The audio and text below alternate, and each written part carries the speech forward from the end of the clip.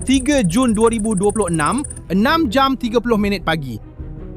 Drone Ukraine terbang rapat dengan permukaan air Teluk Finland begitu rendah sehingga radar tidak dapat mengesannya. Drone ini telah terbang lebih dari 1,000 km untuk sampai ke sini. Dan di hadapan sana adalah sasarannya Kronstadt, pangkalan tentera laut yang paling dilindungi di Rusia, 20 km dari St. Petersburg, bandar tempat Putin dilahirkan. Di dalamnya, di dockering, terdapat kapal perang yang sedang berhenti tidak berdaya di tengah-tengah penyelenggaraan rutin. Drone itu menyelam dan drone kedua yang datang tepat di belakang merakam semuanya. Melalui kamera inilah dunia mengetahui sesuatu. Ukraine bukan datang untuk memusnahkan sebarang kapal sahaja. Mereka datang untuk memburu kapal ini kerana kapal ini menyimpan rahsia paling memalukan tentera laut Rusia. Dan apabila anda faham apa yang kapal ini lakukan di lautan Eropah, anda juga akan faham kenapa kapal ini kemungkinan besar tidak akan berlayar lagi. Tapi pertama sekali, biar saya ceritakan tentang serangan itu. Kerana serangan itu dengan sendirinya sudah cukup menjadi berita. Lihatlah. Kronstadt bukanlah pangkalan biasa. Ia adalah sebuah pulau berkubu di pintu masuk ke St. Petersburg, tempat lahir bersejarah tentera laut Rusia. Sesiapa yang ingin sampai ke bandar kedua terbesar di negara ini melalui laut, mesti melaluinya dahulu. Ia adalah kunci Baltik. Dan atas sebab itulah, sepanjang perang ini, Kronstadt dianggap tidak dapat disentuh. Terlalu jauh. Terlalu dilindungi. Sehingga awal pagi, 3 Jun. Pada awal pagi itu, drone dari pusat pertama pasukan sistem tanpa pemandu Ukraine yang beroperasi bersama Perkhidmatan Risikan Ukraine telah merentasi lebih daripada 1,000 hingga 1,100 km ruang udara Rusia. Drone-drone itu adalah model FP-1, sebuah pesawat serangan yang menurut penganalisis Ukraine membawa kepala peledak seberat 60 hingga lebih 100 kg bahan letupan. Dan di sinilah muncul satu perincian yang banyak menjelaskan keadaan. Kritikan paling keras terhadap apa yang berlaku tidak datang dari Ukraine. Ia datang dari dalam Rusia sendiri, dari saluran tentera pro-perang yang dipanggil Rybar. Dia berkata, mengapa korvet itu berada di kedudukan itu tanpa perlindungan adalah satu soalan dengan tanda bintang. Dalam kata lain, apa yang dia maksudkan ialah ini adalah jenis soalan yang tiada siapa di Kremlin, istana tempat Putin memerintah Rusia, mahu jawab. Saluran yang sama menyemukakan kemungkinan bahawa drone-drone itu berkomunikasi melalui terminal internet satelit menggunakan drone pengulang di sepanjang laluan. Jika itu benar, ini bermakna peperangan elektronik Rusia, iaitu tembok tidak kelihatan yang sepatutnya menjatuhkan mana-mana drone langsung tidak mengesan apa-apa yang melaluinya. Tetapi dari semua yang ada melalui TV Republik, bukankah ada sesiapa di limbungan, gudang? Kenapa drone-drone itu mengejar satu kapal tertentu sahaja? Untuk mula menjawab soalan itu, perhatikan betul-betul pada tarikh tersebut. 3 Jun. Itu bukan hari biasa di St. Petersburg. Ia adalah hari pembukaan Forum Ekonomi Antarabangsa bandar itu. Acara yang orang Rusia sendiri panggil sebagai Davos Rusia. Beribu-ribu tetamu dari seluruh dunia pentas telah didirikan dan Putin sebagai bintang utama. Sepatutnya hari itu adalah hari di mana St. Petersburg menunjukkan kepada dunia bahawa Rusia masih berdiri teguh menjalankan perniagaan. Sebaliknya, bandar itu terjaga dengan asap di kaki langit. Kerana pada awal pagi yang sama, drone-drone Ukraine yang lain telah mengenai terminal minyak St. Petersburg, salah satu pusat ekspor bahan api terbesar di negara itu. Presiden Ukraine Volodymyr Zelensky mengesahkan serangan itu pada hari yang sama dan menyatakan bahawa sasaran tentera telah terkena di Kronstadt. Masa serangan itu berlaku, banyak menceritakan tentang niat mereka. Mengaibkan Putin di pentasnya sendiri. Cuma masa itu menerangkan hari tersebut, tapi tidak menerangkan sasarannya. Untuk memahami sasarannya, anda perlu lihat di mana tepatnya drone-drone itu berada. Mereka berjaya mengenai sasaran, ia bukan tembakan nasib pada badan kapal. Terdapat 2 hentaman, satu selepas satu, tepat di tengah-tengah kapal, di kawasan jambatan kawalan dan tiang utama. Dan menurut analisis Defense Express, institut Ukraine yang pakar dalam pertahanan, disitulah terletaknya segala yang membuat kapal ini berfungsi. Radar pengawasan udara FURC-2, radar monumen A yang membimbing peluru berpandu, sistem peperangan elektronik, navigasi, dan komunikasi. Dengan kata lain, drone-drone itu tidak menyasarkan badan kapal. Mereka menyasarkan otak dan mata. Imej satelit yang didedahkan pada hari-hari berikutnya menunjukkan tiang yang tumbang dan superstruktur. Seluruh bahagian atas kapal hangus terbakar. Dan komander pasukan drone Ukraine, Robert Brovdy, menggunakan satu perkataan khusus semasa mengumumkan serangan itu. Dia tidak mengatakan bahawa drone-drone itu mengenai kapal tersebut. Dia berkata bahawa drone-drone itu memburu kapal tersebut. Ya, memburu. Dan pemburuan adalah berbeza daripada serangan. Siapa yang menyerang akan menembak apa sahaja yang muncul di hadapan. Siapa yang memburu memilih mangsa terlebih dahulu, mengkaji mangsa itu, tahu dengan tepat apa ia dan apa nilainya. Dan apa sebenarnya kapal itu, Rusia menyembunyikannya daripada seluruh dunia. Namanya ialah Boyki.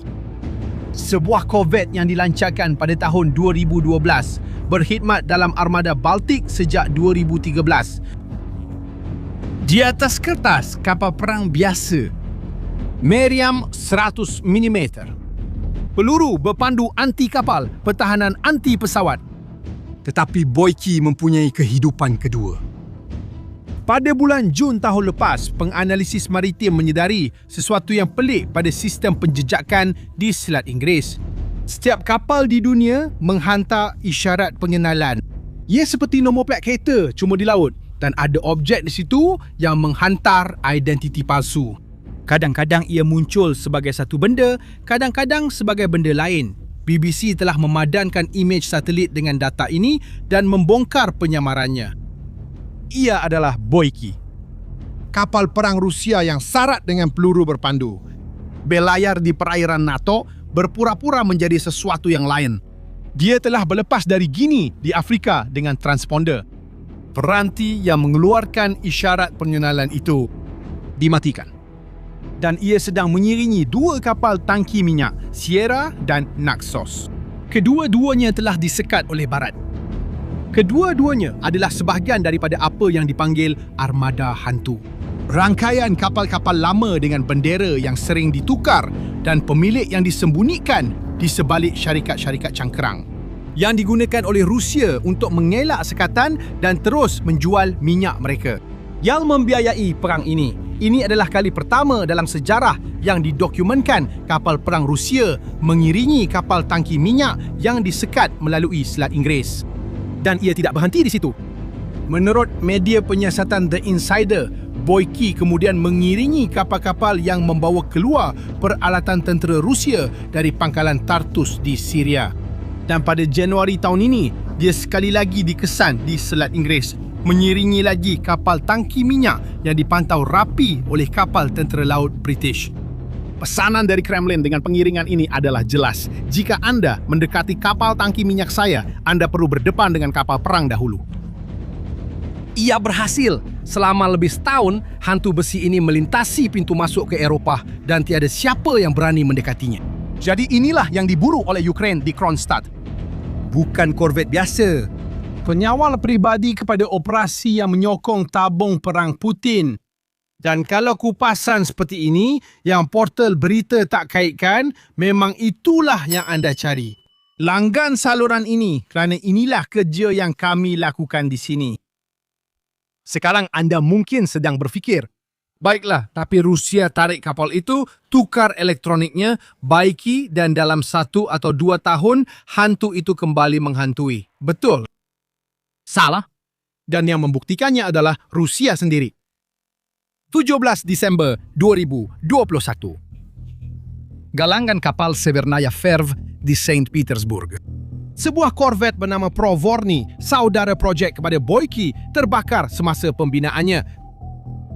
Kebakaran bermula tepat di kawasan yang sama, Jambatan dan tiang layar. Dan ia terbakar selama hampir 20 jam. anggaran tidak rasmi yang tersebar di media Rusia sendiri. Mereka bercakap tentang kerugian sebanyak 22 bilion rubel pada sebuah kapal yang bernilai 30. Maksudnya, api telah memusnahkan 70% daripada nilai kapal itu. Rusia memutuskan untuk membina semula. Mereka menanggalkan seluruh bahagian atas, membuat yang baru dan berjanji untuk menyerahkannya. Itu berlaku 4,5 tahun yang lalu. Dan Proforny sehingga hari ini masih belum beroperasi. Inilah pengukurnya. Ukuran Rusia sendiri diukur pada diri mereka sendiri. Kebakaran di jambatan dan tiang kapal korvet dari keluarga ini memakan masa bertahun-tahun, mungkin 1 dekad. Dan nilainya hampir sama dengan membina kapal baru. Dan dalam kes lembu ini, ada faktor yang memburukkan lagi. Menurut Defense Express, kerosakan terbesar mungkin bukan disebabkan oleh letupan itu sendiri. Ia berpunca daripada kebakaran yang merebak selepas itu. Melalui saluran kabel, melalui pengudaraan, melalui ruang antara dek.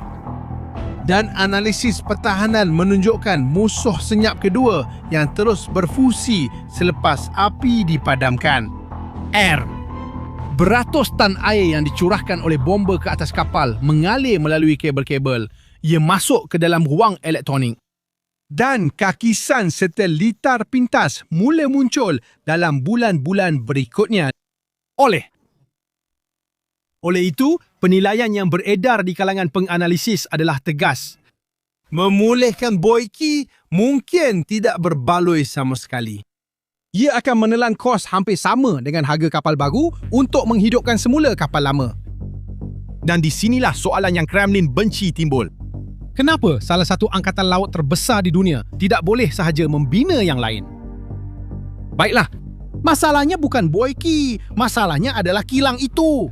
Lihat nombor ini. Proforny, korvet yang terbakar itu adalah sebahagian daripada siri yang telah dibina selama lebih 12 tahun. Dan sehingga hari ini, hanya 2 kapal dari siri itu yang telah siap.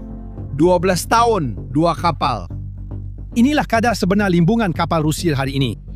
Dan elektronik yang rosak di Boyki, radar, peperangan elektronik, itu bukan sesuatu yang boleh dibeli begitu saja.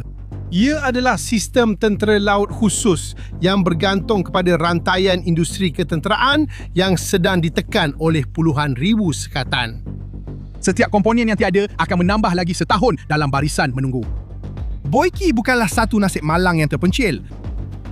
Boyki adalah contoh keadaan sebenar armada permukaan Rusia. Kapal-kapal semakin tua, limbungan kapal terhenti dan tiada penggantian yang tiba mengikut kadar kehilangan. Dan jika anda fikir ini adalah peristiwa tunggal, satu nasib baik yang tidak akan berulang, 7 hari terakhir membuktikan sebaliknya. 3 hari selepas serangan ke atas Boyki pada awal pagi 6 Jun, Ukraine kembali lagi. Sekali lagi Kronstadt, sekali lagi 1000 km penerbangan.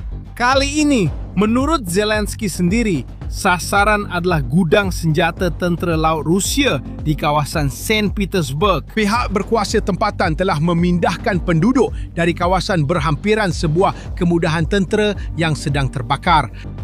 2 kali dalam minggu yang sama, pangkalan paling dilindungi di Rusia telah terbuka seperti pintu tanpa kunci. Ini bukan lagi serangan. Ini adalah pembukaan satu lagi barisan hadapan perang yang baru. Sebahagian baru peta di mana perang mula berlaku jauh dari parit-parit di Ukraine. Baltik yang sepanjang perang menjadi kawasan belakang yang selamat kini telah menjadi medan pemburuan. Dan penganalisis tentera Laut Barat sudah membincangkan satu ironi yang besar. Armada Baltik mungkin terpaksa menyembunyikan kapal-kapalnya di Kaliningrad. Kerana enklav itu dikelilingi oleh wilayah NATO dan menyerang di sana adalah rumit dari segi politik untuk Ukraine. Fikirkan tentang itu sekejap. Kapal perang Rusia lebih selamat jika mereka lebih dekat dengan NATO. Dan sementara itu, armada hantu menjadi semakin terasing. Pengawal peribadi paling berpengalaman, beliau sedang terbakar di dok kering. Sementara itu, tekanan dari pihak satu lagi semakin meningkat.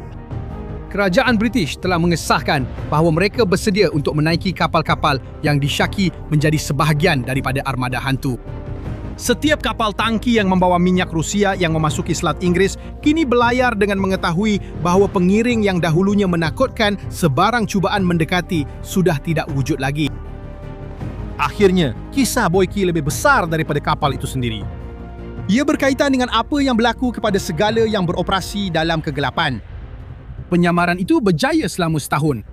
Identiti palsu itu berjaya mengelirukan radar. Tetapi apa yang bersembunyi dalam gelap hanya berkesan sehingga seseorang menyalakan lampu. Dan apabila lampu dinyalakan, penyamaran itu menjadi kelemahan terbesar. Ukraine tidak hanya memusnahkan sebuah korvet. Dalam satu malam, Ukraine telah merobek ilusi bahawa ada tempat yang selamat untuk menyembunyikan rahsia Putin. Dan kisah ini baru saja bermula. Baltik akan meningkat. Pemburuan armada hantu akan menjadi lebih sengit. Dan setiap bab baru akan melalui sini. Jadi, langganilah saluran ini untuk mengikuti perubahan ini bersama kami. Dan sebelum anda pergi, beritahu saya satu perkara di ruangan komen menurut pendapat anda. Adakah Rusia akan cuba membina semula Boyki untuk menyelamatkan imejnya? Atau adakah mereka akan meninggalkan kapal itu dan menelan kerugian dalam diam? Saya akan membaca jawapannya. Sampai jumpa di video seterusnya.